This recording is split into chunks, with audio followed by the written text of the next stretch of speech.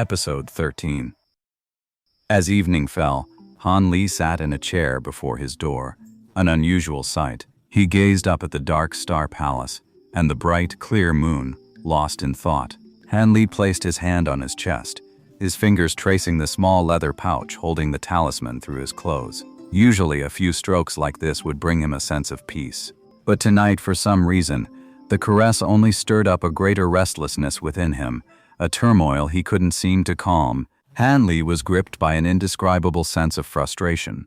He couldn't control his emotions, his whole body felt wrong, his blood and qi began to churn wildly, and the strange energy he had cultivated started to stir restlessly. The terrifying phrase "qi deviation" suddenly flashed into his mind.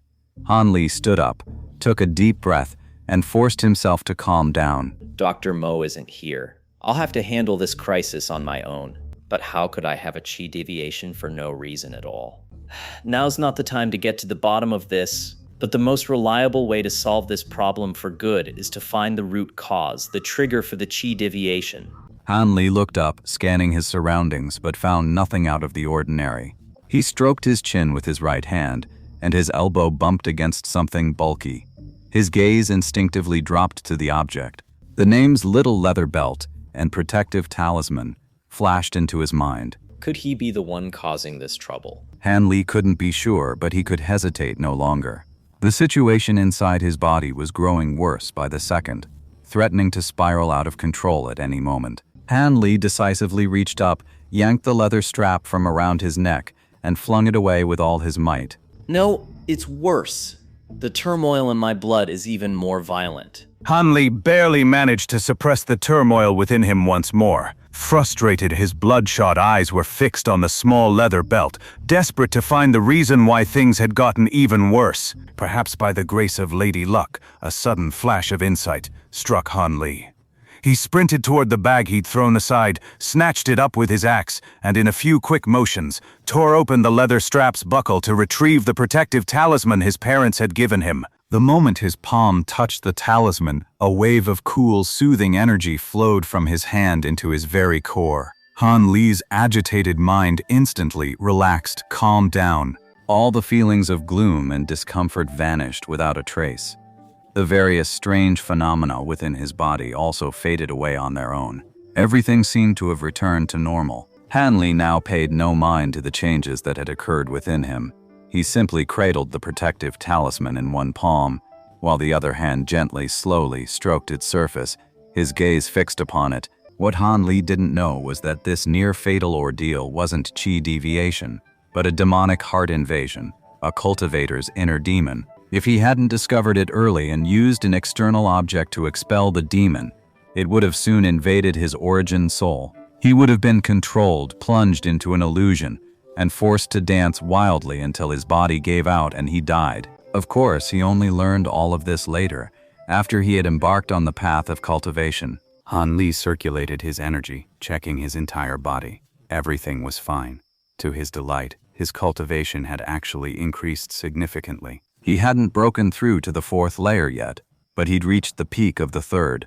The fourth layer was now within reach. Satisfied, Han Li couldn't help but smile at this sudden turn of events, but he quickly reined in his excitement. He was terrified that emotional instability might trigger another perilous bout of qi deviation, and he had no confidence he could survive it a second time. He took the belt holding the protective talisman, ready to return the now proven charm to its bag for safekeeping. Han Li had stumbled upon something else in the bag, an item he'd completely forgotten about, a collectible that had been tucked away for years. That mysterious little bottle. If I hadn't laid eyes on it again, I'd have completely forgotten about it. Compared to 4 years ago, Han Li's knowledge and insight had grown by leaps and bounds. He had gained a wealth of knowledge by devouring the books in Dr. Mo's room, and his mind had grown sharper from practicing the cultivation incantation. He judged this little vial to be a rare treasure of the world, one with extraordinary uses. Determined. I must uncover this bottle's true worth and see if it's of any use to me. I can't just let it languish in the dark of my pouch, its mysterious potential wasted. Han Li took out the small bottle. He didn't open it right away. Instead, he swept it with his spiritual sense, checking for anything he might have missed before. But unfortunately, after turning it over and examining it carefully several times, he made no new discoveries. Han Li decided not to waste any more time. He carefully opened the bottle's lid.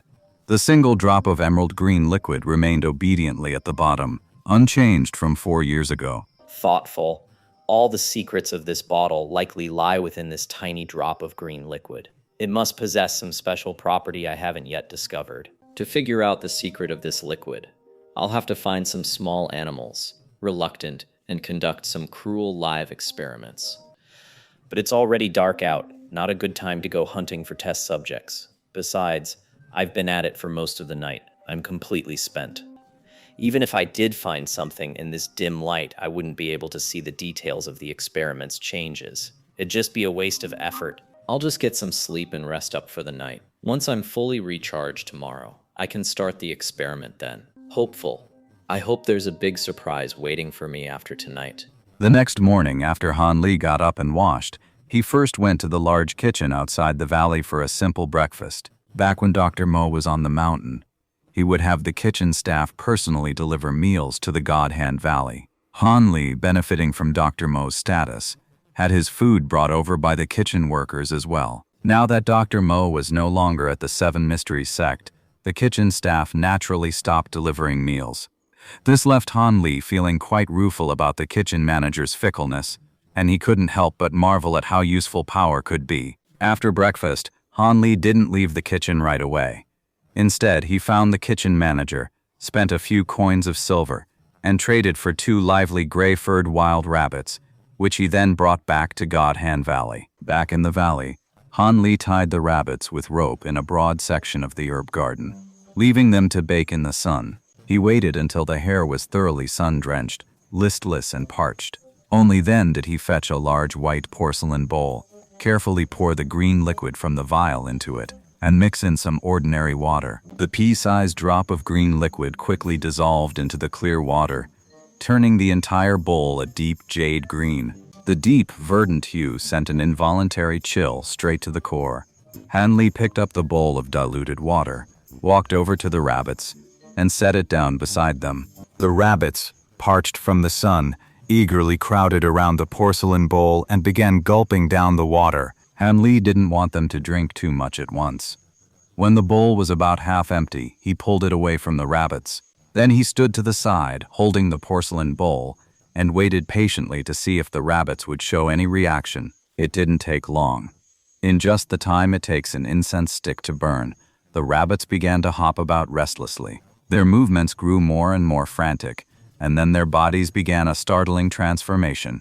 Beneath their fur, egg-sized lumps began to swell up, growing more and more numerous until they covered their entire bodies. Finally, the lumps merged together, making the rabbit's body look a full size larger. Compared to its tiny head, it was a ridiculous sight. The rabbit's plump body only held its shape for a moment before it began to swell, bit by bit.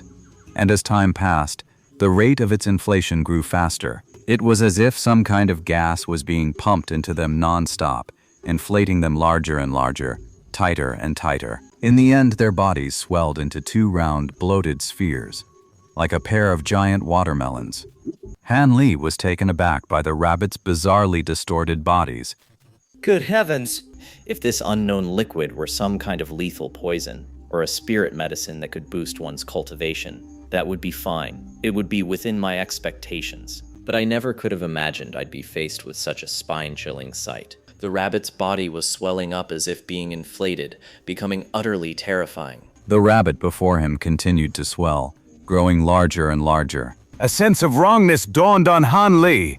He suddenly remembered something. He flung the porcelain bowl into the nearby herb patch, spun on his heel, and sprinted away. He didn't stop until he was a good dozen yards from the rabbits. Just as he thought to look back, 2 nearly simultaneous explosions rang out.